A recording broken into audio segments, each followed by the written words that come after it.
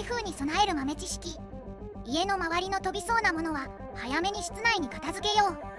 強風で飛んでくるものから身を守るため、窓やシャッターはしっかり閉めておく。非常食や懐中電灯、携帯ラジオなどを用意し、避難所の場所も確認しておこう。